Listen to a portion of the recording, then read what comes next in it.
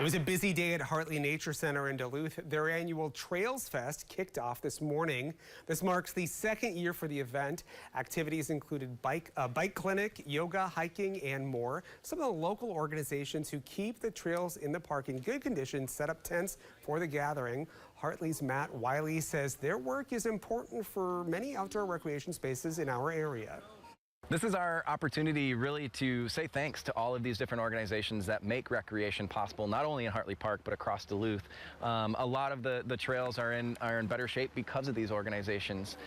Hartley is a 700-acre park. Now, Wiley says this year they've had a busy summer youth camp with about 1,200 kids taking part. And Daniel is back. I am because back. It was a big day in Paris, but also a huge day. Huge day across the street at the deck because, I don't know about you, Rob, but it feels great to be champions. I'll sing We Are the Champions.